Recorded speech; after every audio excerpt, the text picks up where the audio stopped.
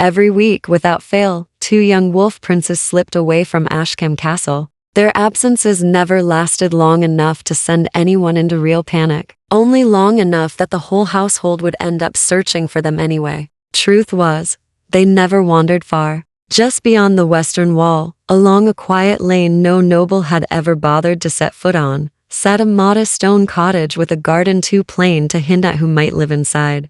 And that plainness was exactly the point. Behind that door, a woman who led the king's entire army set her blade down at the threshold and picked up a mixing bowl instead. For 10 years running, she had baked the very same apple pie, a small ritual that kept certain memories breathing long after the people tied to them were gone. It was the previous spring when the 2 little wolves first caught that scent drifting over the castle grounds. They'd been chasing it ever since. The king never fretted when his nephews vanished. He always knew they hadn't gone far, never past the kingdom's edge, never beyond what a ruler could quietly track. That is, until the week he finally decided to see with his own eyes exactly where their paws led them. This is a tale about a woman, a captain everyone in the realm respected, and an alpha who had spent years shielding his kingdom before realizing that the one place he'd always longed to belong had been sitting just past his own castle gates the whole time. Some people simply make a place feel like home. Chapter 1. Ashcombe Castle ran like clockwork. Gates swung open on schedule. Guards changed posts on schedule. Lessons started and ended precisely when they were supposed to. Not even the youngest boy scrubbing pots in the kitchens ever thought to question why things happened the way they always had, which made it all the stranger that, every single time, 2 small wolves abandoned every one of those routines the instant a certain aroma reached the castle walls. Cyrus always caught it first. He'd freeze mid-motion, whatever he happened to be doing, chasing a butterfly, bickering with his twin over something trivial, and lift his snout to the air. That was the only signal anyone ever got. Cetus never smelled it before his brother did. He simply trusted Cyrus's nose over his own and bolted the second Cyrus moved. That was the one real difference between them, if you looked closely enough to notice it at all. Cyrus led, Cetus followed, and when they ran, 2 pale shapes darting low to the ground, weaving between the boots of guards long past the point of trying to stop them. Nobody in Ashcombe ever had to ask where they'd gone. There they go again, the head nursemaid would sigh. Already reaching for her shawl, a gate guard wouldn't even glance up from his post. West wall. Give it 20 minutes. They were never wrong. By the time anyone thought to trail after them, the twins had already cleared the wall and reached the narrow lane. Scratching eagerly at a door with a stone step worn smooth from years of exactly this, the door swung open before their paws finished their work. Smelled it clear from the castle. Did you? Said the woman, filling the doorway, stepping back to let them through. Get inside before someone comes looking. They didn't need to be told twice. Inside, the air was thick with butter and cinnamon, and something warmer still underneath it all. Cyrus and Cetus shifted shape before they'd even crossed the threshold, collapsing into a tangle of boyish limbs and giggles, already lunging for the table. Wait, her voice didn't rise, and she didn't even turn. 2 small hands froze mid-grab and pulled back, a reflex left over from the days before they'd learned to hold their human shape for long. She never needed to raise her voice. She never had. Both boys understood exactly where the line sat, and each week, they made the same choice not to cross it. Uncle Octon says we're not supposed to sneak off during lessons anymore, Cyrus declared. As though reporting some grave unfairness, he said it twice. Cetus chimed in. Then it must matter a great deal. She placed 2 small plates on the table without commenting on the grime still on their hands. Because some fights weren't worth having on an empty stomach. Her real title would have sat oddly painted across a kitchen doorframe. Captain Andromeda Battle. Commander of every soldier standing between Ashcombe and whatever threats might come knocking, currently absorbed entirely in judging the temperature of a pie crust. She sliced to pieces while it was still too hot to serve properly. Because the twins had never once in their lives waited patiently for anything to cool. Careful, you'll scorch your tongue. Cyrus scorched his immediately. Cetus watched his brother do it and ate more cautiously. Outside, a guard rapped once on the door and let himself in without waiting for a reply. A courtesy Andromeda had stopped requiring long ago. Captain. He glanced from the boys to the pie and back to her, wearing the tired expression of a man who already knew the answer. They turned up. They usually do. None of them, not the guard, not the boys, not even Andromeda, standing there with flour dusting her sleeve. knew that the man who'd sent that guard after his nephews had, for the first time in longer than he could remember, decided to come find them himself. Octon Ashcombe had ruled long enough to know precisely how long a council meeting should run before it stopped being useful, exactly how many soldiers a border settlement needed before winter set in, and precisely how his captain preferred to deliver a report. Brief, ranked by urgency, no apologies attached. What he did not know was where she lived. The question had simply never crossed his mind. Andromeda Battle had served this kingdom a decade and commanded it for 6 of those years. Somewhere along the way, she had become less a person and more a fixture of the castle itself, deeply trusted, rarely questioned, and never once wondered about beyond the uniform she wore that afternoon. The twins had been gone longer than their usual stretch, long enough that Octon finally asked where they'd gotten to.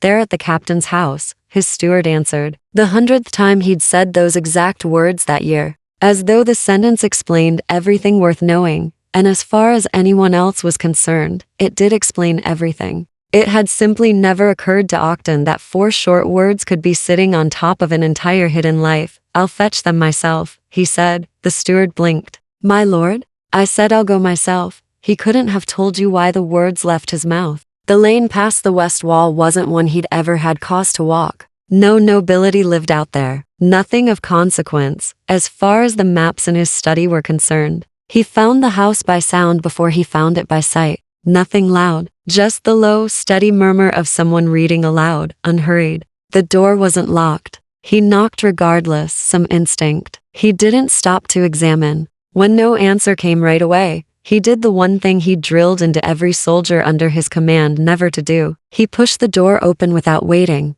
What he saw stopped him cold. The fire had burned to embers, giving off more heat than light. Curled together in front of it, a heap of white fur, both boys lay fast asleep in wolf shape, the deep, boneless sleep that only small creatures manage when nothing in the world feels like a threat. Andromeda sat in the chair beside them, a book resting open on her knee, reading in a low, even voice to no one in particular. She hadn't noticed him yet. No armor, sleeves pushed up, hair loose in a way he'd never once seen at the castle, feet tucked beneath her as though the day had finally released her from standing at attention. He'd watched his captain command 200 men without ever raising her voice. He had never seen this. She glanced up, entirely unbothered, as if men wandering into her doorway was an unremarkable occurrence. They dropped off about an hour ago, she said quietly. Took them 20 minutes to stop pretending they weren't tired. For a moment, Octon found he had nothing prepared to say. They never sleep like this back at the castle, he managed, his voice quieter than he'd intended. Andromeda looked down at the twins.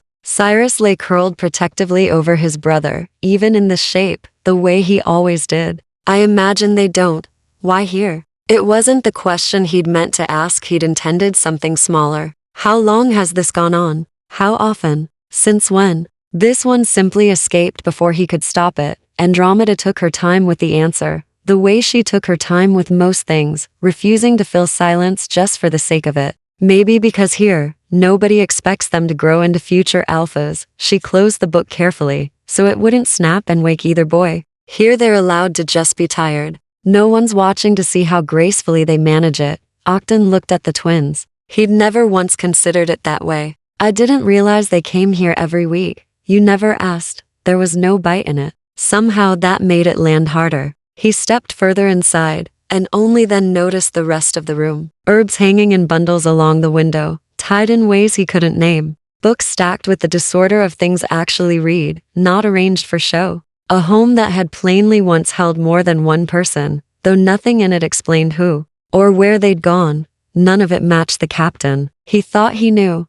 I should let them sleep a bit longer, Andromeda said. Perhaps reading or perhaps not misreading at all where his eyes kept drifting. Wake them now, and you'll be hauling 2 miserable wolves back through the streets. I'm not in any rush. He realized, saying it, that it was the truth. She gave him a brief, measuring look, the kind she might give a report that didn't quite add up, and tipped her head toward the chair across from hers without much fuss. Then sit. You standing in my doorway won't make them sleep any faster. He sat. It occurred to him later that this was the first time in longer than he could recall that someone had simply told him what to do, and he had done it without weighing the cost. The fire popped once and settled. Beyond the window, the lane had gone still in the particular way a place quiets once the sun is fully down. Andromeda didn't return to her book. She simply watched the flames unhurried, as if the whole scene a silent room, two sleeping pups. A king she barely knew seated across from her required no explanation whatsoever. Octon found himself watching her instead. At one point, without breaking her gaze from the fire, she reached over and tucked a blanket back over Cetus's shoulder where it had slipped. It was such a small gesture that no report would ever have mentioned it. And yet it told Octon more than 6 years of reports combined. He thought about waking them, then decided against it. Some things weren't worth disturbing. He'd leave them curled by her fire tonight and collect them at first light. The twins warm beside an unfamiliar hearth, for once, and no one, not even the king, in any hurry to change that. The next morning, the boys woke slowly. Cetus first, blinking at the fire as though unsure how he'd gotten there. Then Cyrus, a beat later, immediately irritated that his brother had beaten him to waking. Time to head home, Andromeda said, before either could suggest otherwise. They didn't argue. They never did with her, though Octon suspected. They argued about nearly everything else under the sun. He watched them shift down into their smaller forms without needing to be asked,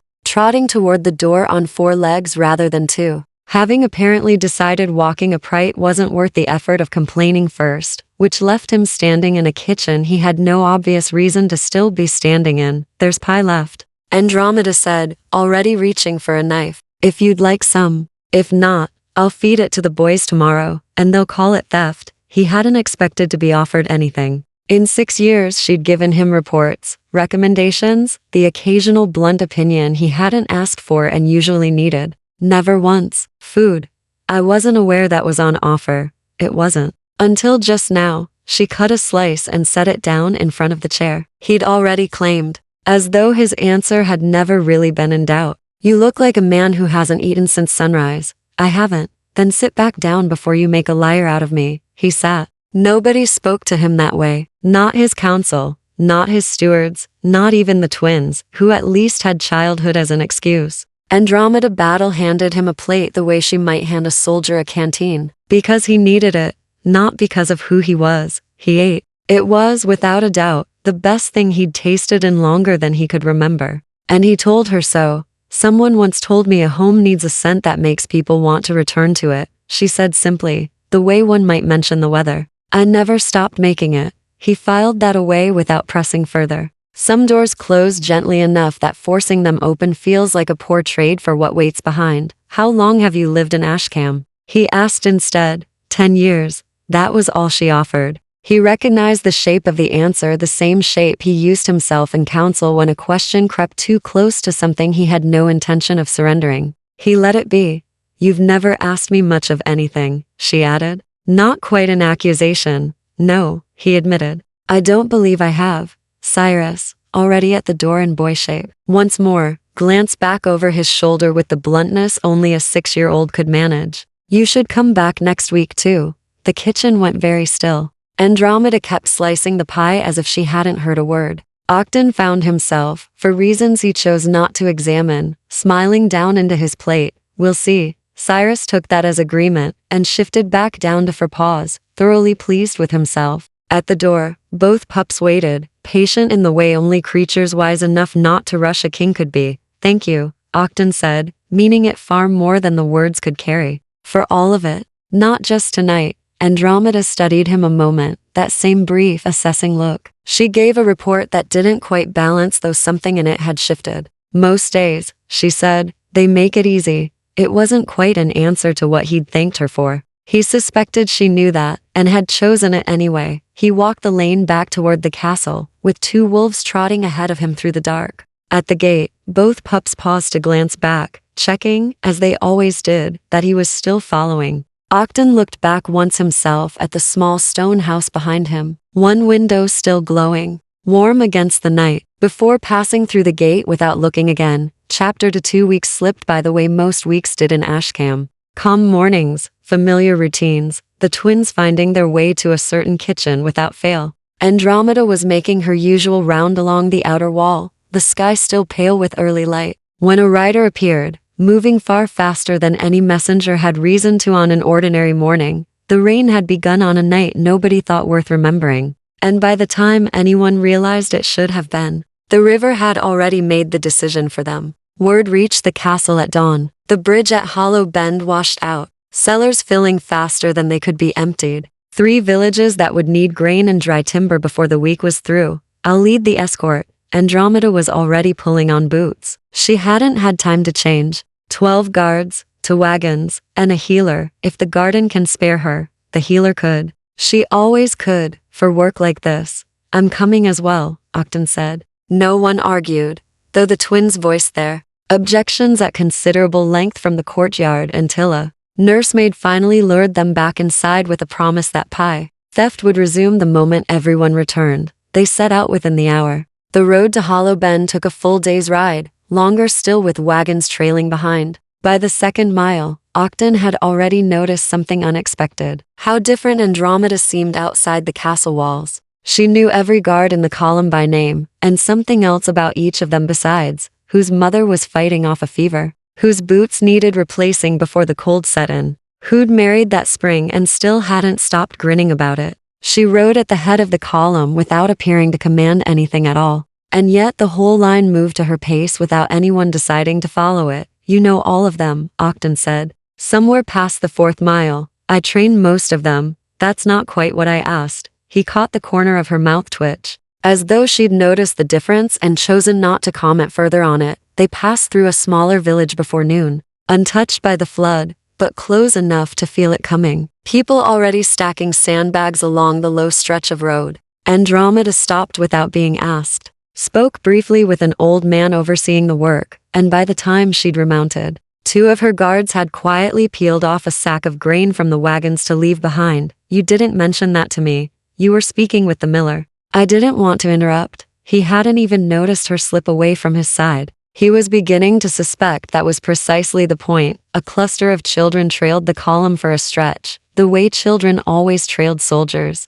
And Andromeda leaned down from her saddle to field at least 4 dead serious questions. Whether wolves could ride horses, whether the king's nephews had tails, whether she herself had ever fought a bear. Once, she told the boldest of them. It was smaller than it sounds afterward. The children seemed content with that. Octon, watching, found he wanted to ask what she'd meant by it and didn't. The road was already moving on, and some things were clearly reserved for children brave enough to ask outright. By the time Hollow Bend came into sight, half its roofs dark with standing water, thin smoke rising from whatever hearts had survived evening light was beginning to settle in. Andromeda didn't slow the column. She simply straightened in the saddle, sliding into the readiness of someone who'd done this work before and meant to do it well again. Grain to the square first, she called, to no one and everyone at once. Lumber after. Evelyn, take the north side. That's where the water sat longest. Octon watched her hand out a dozen assignments in under a minute,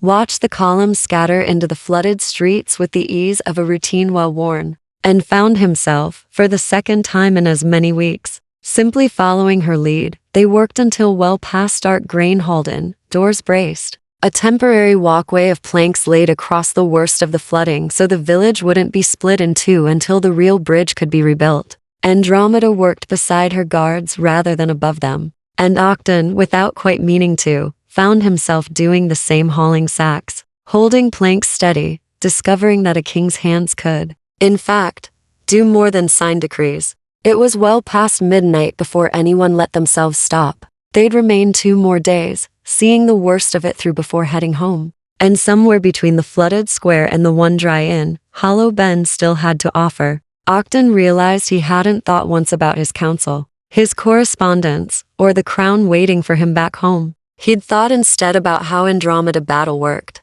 Exactly the same whether she was slicing pie for 2 small wolves or hauling grain through knee-deep water without complaint or fanfare, simply because the work in front of her demanded it. He was beginning to suspect there was no version of her that wasn't, in some quiet way, tending to something. The heaviest of the work was finished by the second afternoon. Grain distributed, the makeshift bridge holding steady, Evelyn satisfied enough with the north side that she'd stopped muttering under her breath each time she passed it. The village, waterlogged but standing, had begun the slower work of simply living again, which left, for the first time in days, an hour belonging to no one in particular. Ogden noticed Andromeda missing from the square sometime past midday and asked a nearby guard where she'd gone. The guard, a young man named Pharaoh, who had clearly pieced together something the king hadn't yet said out loud, pointed toward the low hill behind the mill without much comment. The orchard sat just past it, untouched by the flood. Rows of apple trees hung heavy with early fruit beneath a sky finally clear of rain.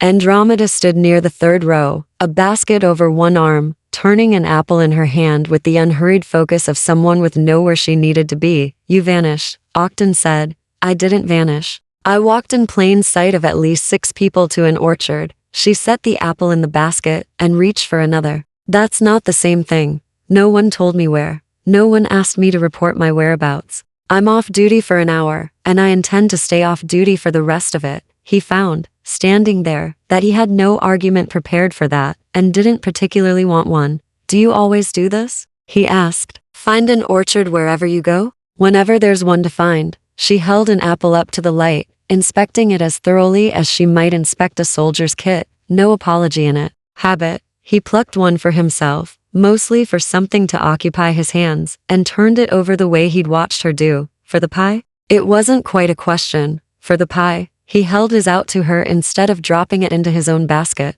She looked at it a beat longer than the gesture strictly required, before taking it from his hand, her fingers brushing his in a way neither of them remarked on. They walked several more rows in silence. "You never asked," she said finally, "why I make it. I assumed you'd tell me if you wanted me to know. Most people ask eventually.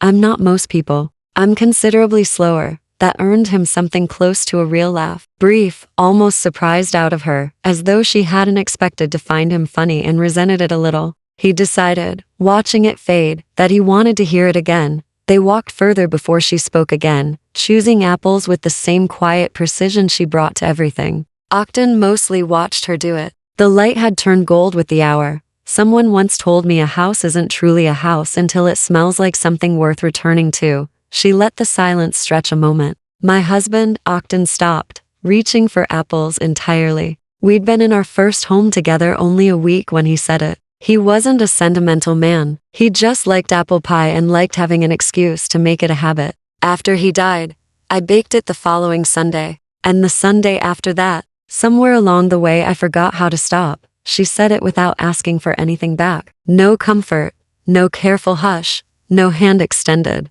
She simply kept walking the row as though the conversation could carry on exactly as before. "I'm sorry," Ogden said, because it was true. And because nothing else he could think of wouldn't have sounded smaller than the moment deserved. "It was a long time ago. That's not really an answer." She looked at him. Then, that same brief measuring look she gave to everything, though something in it had shifted, some door left open a fraction wider than before. "No," she admitted. "I suppose it isn't." She didn't say more. He didn't ask for more, but something had changed in the space between them. Quiet and unmistakable, they turned back toward the village, baskets full, hers heavy enough to drag at her arm. Ogden, without a word, reached over and took half the apples into his own. She glanced at him. She didn't thank him. He didn't mention it either. They walked the rest of the way in silence, and it was, without question, a different silence than the one they'd begun with. They left Hollow Bend the next morning. The column, lighter without the grain and timber it had carried in. The village behind them slowly beginning to look like itself again. The road home cut through a market town too small to bother naming, though its square had clearly weathered the flood better than Hollow Bend had. Andromeda called a brief halt to water the horses and restock the wagons. And Ogden found himself, not for the first time on this trip, simply watching where she wandered. She stopped at a stall of carved wooden toys, horses, small boats, a row of little animals lined up along a cloth. The vendor, an old woman with hair gone white as snow, greeted her like an old acquaintance. "Back again, Captain?" "Just passing through." Andromeda lifted a small wooden horse from the row, turning it over the way she'd turned the apples. Thorough, unhurried. "Buying?" "Looking." She set it back down carefully, in the exact spot it had come from. Ogden, standing a few feet off, hadn't meant to watch as closely as he had. He noticed the way her hand lingered on the horse a moment longer than it needed to. He noticed she never reached for any of the others. "You've been here before," he said, once they were walking again. "Once or twice. She makes good toys." "For the twins?" No, she said it plainly, the way she said most things, and left it there. He understood somehow that this wasn't a door swinging shut. It was a door that had simply never fully opened to begin with. A room in a house he hadn't been shown yet. He didn't press further. They rode a good while before either spoke again, the road unwinding through fields still damp from the flood, the light stretching long and low across the grass. Octon had nearly let the quiet settle into something ordinary when Andromeda spoke again, her eyes fixed on the road ahead rather than on him. I had a son. Octon didn't slow his horse. He didn't stop breathing, though for a moment something in his chest felt like it had. He'd be about the twins' age now, if he'd lived. The same fever that took my husband. It came through our kingdom before it reached anyone else's. By the time people understood what it was, it had already taken most of what mattered to me. I didn't know, Octon said, because it was true. And because nothing else he had would have sounded anything but small against the weight of it. No one here does. There was never a reason to tell them. Is that why you came to Ashcam? I came because I needed somewhere that wasn't there. She glanced at him briefly. This kingdom never asked who I'd been before I arrived. It only asked whether I could hold a sword steady. I could. That was enough to start over. He thought of the twins asleep by her fire, the wooden horse she never bought, the pie she never stopped baking, though there was no one left to bake it for. All these years, he said. She was quiet a moment. I had the guard. A shorter pause. I had the boys. She didn't finish the thought. She didn't need to. Octon understood, without her saying it, that having those things had never quite meant she wasn't alone, and that she'd long since stopped expecting the two to be the same. By the time Ashcam's walls came into view, the sun hung low, and neither had said much else. Cyrus and Cetus were waiting in the courtyard, and the instant Andromeda dismounted, both boys shifted and hurled themselves at her in wolf shape, nearly knocking her off her feet. She dropped to her knees without hesitation. An arm wrapped around each of them. Octon watched, and understood for the first time that the twins had probably never come to her house for the pie at all, that they'd simply found, long before he had, a woman who still remembered how to love children without flinching at what it might cost her. Spring was meant to be the gentle season. The flood had receded weeks earlier. Hollow Bend had its bridge rebuilt in wood, if not yet stone, and Ashcam had settled back into its familiar rhythm. Gates on time, guard shifts on time. Two small wolves finding their way to a certain kitchen as reliably as sunrise. Octon had taken to joining them more often than not. No one remarked on it outright, though he'd noticed his steward no longer looked surprised when he announced he'd fetch the twins himself. It was Evelyn who brought the first report.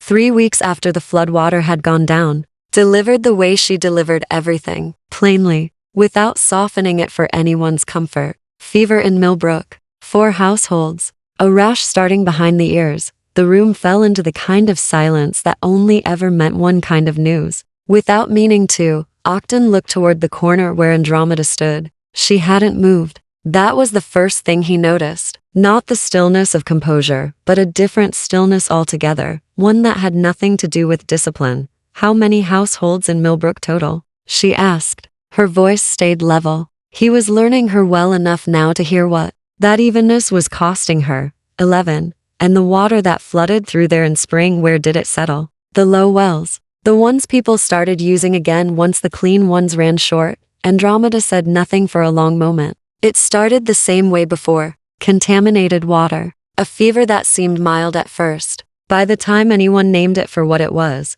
it had already crossed 3 kingdoms. This isn't the same illness, Evelyn said carefully. The rash pattern's different. The fever breaks faster in most cases. I hope you're right. So do I, and for the first time. Evelyn looked less certain than she had a moment before. The council moved swiftly after that. Quarantine measures set for Millbrook. Riders dispatched to nearby villages. Evelyn sent off with whatever supplies could be spared before nightfall. Andromeda issued orders through it all with her usual precision, and if her hands were steadier than her voice had been, no one who didn't know her well would have caught the difference, Octon noticed. He found her afterward in the courtyard, checking a saddle girth that needed no checking. Her hands moving through a task performed 1,000 times before. The way hands move when the mind behind them needs somewhere safe to be. You don't have to ride out with the supplies, he said. Evelyn has it handled. I know. You could send someone else. I know that too. She didn't stop what she was doing. He watched her hands finally still, resting flat against the saddle,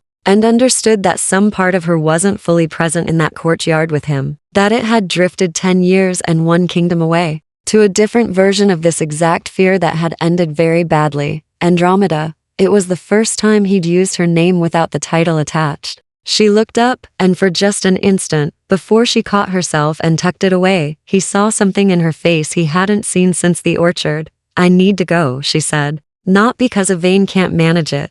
Then why? Because if it's what I think it is, I already know what the next few weeks will look like. And I'd rather stand in the middle of it than wait at home for word. He understood. Watching her finish the girth strap with hands gone steady through sheer will. That this wasn't a request for permission. She swung into the saddle. He was already reaching for his own horse. She looked at him. You don't have to, I know. He mounted and said nothing further. Neither did she. Somehow, that was answer enough for both of them. Millbrook was worse than the reports had suggested. And better than Andromeda's worst fear, which was, she supposed, the only kind of mercy this particular grief ever offered. 4 households had become 7 by the time they arrived. Evelyn had already strung a rope between 2 posts marking the village edge. A line meaning something far heavier than rope should have been able to carry. The far cottage, Evelyn said, not looking up from the child she was examining. Too still inside. No one's gone in since yesterday.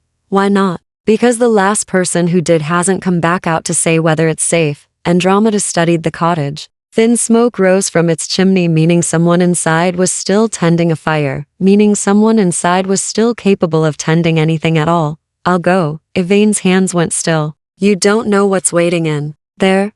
No, it could be exactly what we're afraid of. I know that too. She was already reaching for the boots she'd shed an hour earlier to cross the last flooded stretch of road on foot, hauling supplies. The horses couldn't manage through the mud. She sat on an overturned crate and pulled them on methodically, 1 buckle at a time. The way she handled everything that mattered. Ogden found her there. He didn't ask what she was doing. He'd learned over these past months to recognize the set of her shoulders. That meant a decision had already been made, and that arguing about it now would only burn daylight. It's too dangerous, he said. Anyway, because some things needed saying, even when saying them changed nothing. I know, Andromeda. I know, she said again, and fastened the second buckle and stood. She didn't meet his eyes with defiance. That somehow was the part that stayed with him longest. This wasn't rebellion or courage staged for an audience. It was simply the shape of a woman who had decided, long ago, in a kingdom that no longer existed for her, exactly what kind of person she meant to be when the worst arrived. He didn't try to stop her. He'd learned that too. I'm coming with you, he said instead. No, for the first time since Millbrook, something sharp cut through her voice. You're the king. If this is what I think it is, Ashcombe cannot afford to lose you to it. The twins can't lose you to it either. And if it takes me instead, then let it be me. I already know how to walk into a room like that one. He wanted to argue anyway. He didn't.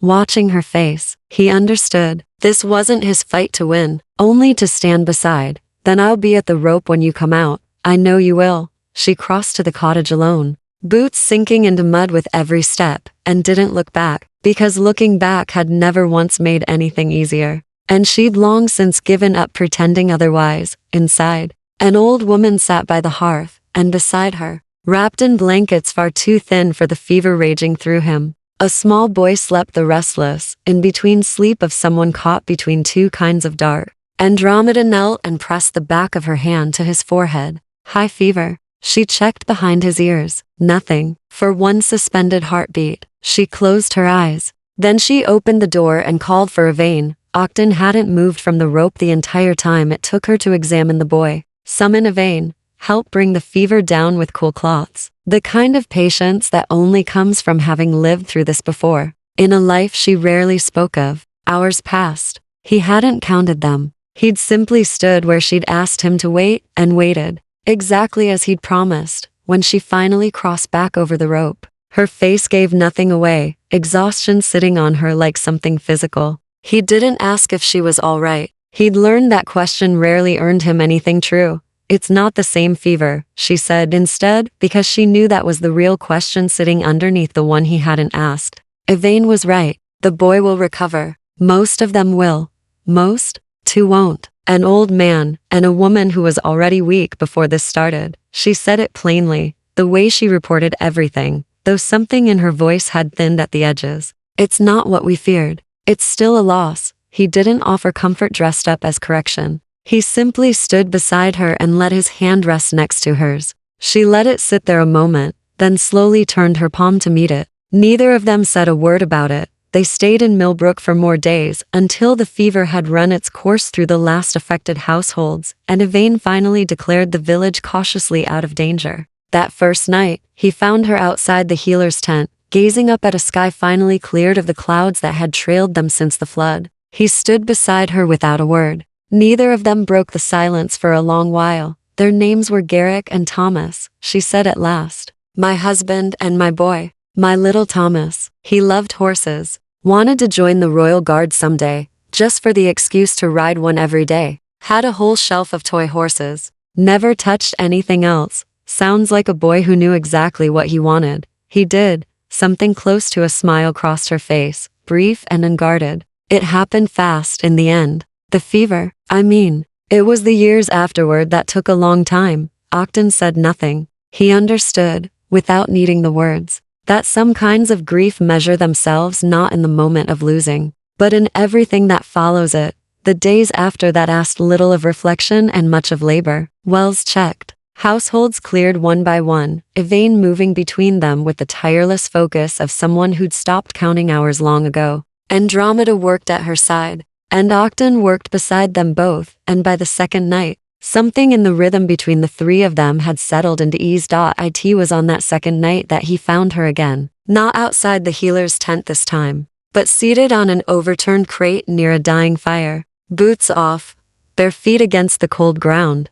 He sat beside her without asking. They talked of nothing in particular. A horse she'd once trained that refused every saddle but one. A council meeting he'd once dozed through and never confessed to. The stubbornness of a goat that had chased Evelyn twice that week. It was the kind of conversation that existed only because neither of them needed anything from it. And somewhere in the middle of it, without either deciding to, her shoulder came to rest against his. Neither pulled away. I used to believe that if I stopped fearing the loss of people, I'd stop being able to love them properly, she said, quieter now, as if the fear itself were the proof. And now, I don't think that's true anymore. She looked at him, and for once her expression gave him nothing to decipher. It was simply open, unguarded in a way he'd rarely seen. You stood at that rope for 6 hours without once asking me to be anything other than what I am. It wasn't a declaration. She didn't say it like one. But Ogden understood, hearing it, that it carried more weight than any declaration could have. I'd stand there again, he said,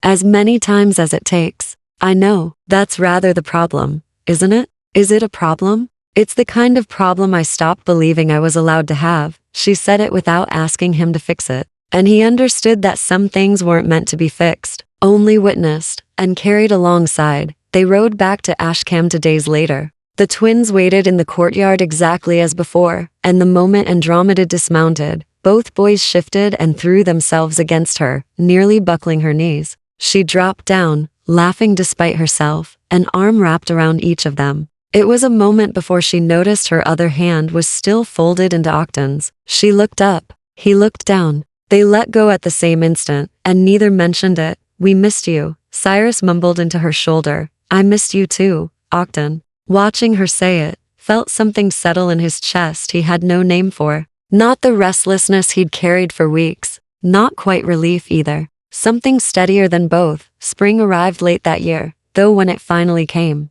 it came all at once. The orchards outside Ashcam bursting into blossom within the same week. The roads dry enough for travel, the twins declaring, with all the confidence of 7-year-olds who'd clearly been waiting for the right moment to say so. That they were far too grown to still be called pups. Andromeda kept calling them that anyway. They no longer bothered arguing the point. 6 months had passed since Millbrook. Long enough for grief to fold back into its familiar shape. Long enough for the fear that had lived in Andromeda's chest since Evelyn's first report to loosen its hold. Though she suspected some piece of it would never fully release, and she'd stopped expecting it to. Long enough, too, for Ogden to finally ask the question she'd been quietly waiting on since that clear night under Millbrook's sky. He hadn't made a spectacle of it. She'd have turned him down flat if he had. Instead, he found her in her own kitchen on an ordinary morning, flour, dusting her hands, and asked if she'd consider spending the rest of her life somewhere not quite so far from the castle.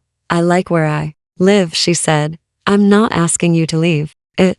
She set the rolling pin down slowly and looked at him, the way she looked at very little in her life, without any calculation at all. "You're not asking me to become someone else's version of a queen either, are you?" "No," he said it plainly, the way she said most things herself. "I'm asking you to be my wife, the person I want beside me for the rest of my life." Nothing more complicated than that. She didn't answer him in words. A kiss was her answer. Yes, arrived in the form of action. They gave themselves a month to arrange what could reasonably be arranged in a month, which turned out to be nearly everything. A dress finished in a fortnight, an archway of blossoms Evelyn swore she'd had nothing to do with, and a guest list Octon cut in half twice before. Andromeda finally told him to stop asking her opinion on people she'd never met. The wedding itself came out smaller than the court expected, and larger than Andromeda had wanted, which she understood was simply the nature of compromise when one party happened to be a king.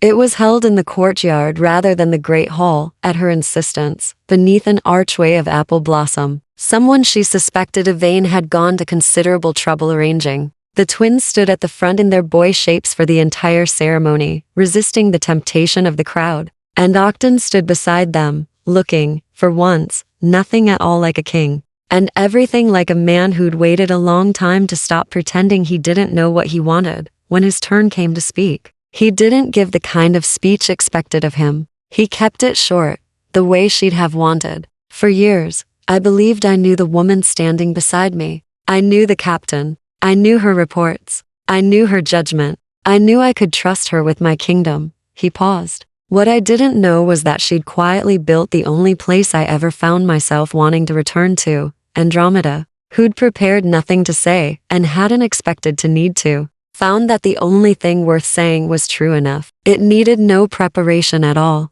For a long time, I believed loving again meant leaving part of my life behind." Her voice didn't waver, though something in it had gone quieter. "It doesn't. Thank you for never asking me to." It wasn't the sort of vow most weddings offered. The court, unused to such plain speech at these occasions, seemed unsure how to take it. The twins had no such uncertainty. Cyrus and Cetus called out at the exact same moment, tripping over each other's words. "Does this mean you're our aunt now? Wait, does that make her our aunt?" The laughter that followed shattered whatever formal tension had gathered in the courtyard. Even the twins joined in, once they realized they'd asked the very same question twice. And Octon, laughing along with the rest of them, reached for Andromeda's hand, not tentatively this time, not testing whether she'd allow it, simply certain that she would. She did. There's something about the morning after a wedding, quieter than the day before, though nothing in the castle had truly gone silent. Apple blossoms still lay scattered across the courtyard stones.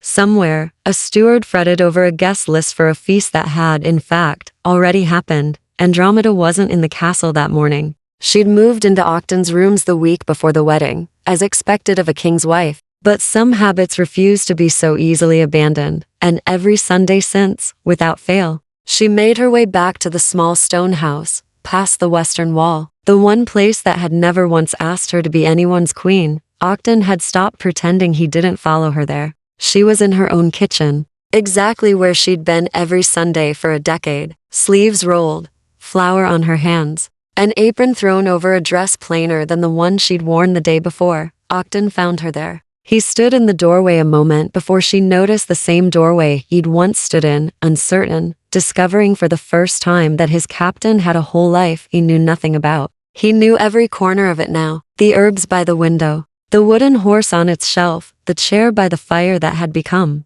without either of them quite deciding it his. "I thought you might rest today," he said. "It's Sunday." She didn't look up from the pastry. He hadn't really expected her to. He crossed the room and did what he'd learned, over the better part of a year, to do without needing to be asked, reached into the cupboard and took down 4 plates, setting them exactly where they belonged. Because he'd learned where they belonged, the way a person learns the shape of a house that has quietly become their own. Andromeda noticed. She said nothing. She simply smiled, the small, private smile she rarely let anyone see, and reached for the apples. The knock came before the pie had even gone into the oven. Though it didn't need to knock for two boys who'd never once waited to be invited in. Cyrus and Cetus burst through the door on four paws, tails already high, noses lifted toward the scent that had called them here every week of their lives. One went straight for the hearth, circling twice before settling, as he always did. The other shifted back to boy shape just long enough to ask, with the impatience of a child who'd asked this exact question 1,000 times and never once tired of it,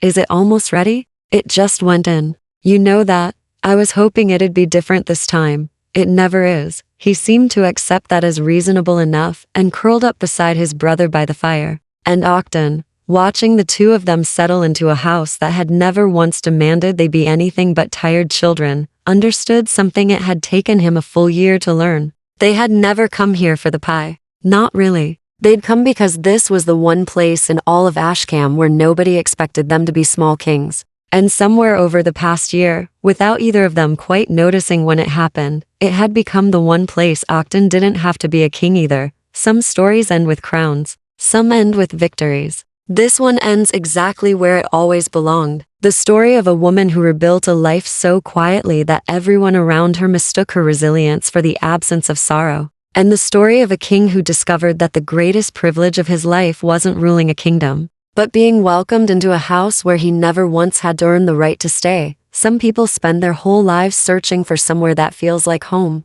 Octon found his just beyond the western wall of his own castle. And every Sunday after that, the pie came out of the oven exactly on time. As it always had, and as it always would. Thank you for staying with this story to the end. I know Andromeda isn't quite the woman you'd expect at the heart of a tale like this. She doesn't wait by a window. She doesn't need rescuing. She commands armies. She buries her own grief without asking anyone else to carry it. And somehow through all of that, she still notices the small things. A weary guard, a frightened child, two boys who only ever wanted somewhere they didn't have to be princes. I think that's exactly why this story stayed with me. Strength and softness were never opposites. A woman can carry a sword all day and still be the reason someone else feels seen by nightfall. If this story found you at the right moment, I'd love it if you left a like. And if you haven't already, consider subscribing. There's always another story waiting here, another door for someone to finally knock on. Until next time. With love, Evelyn.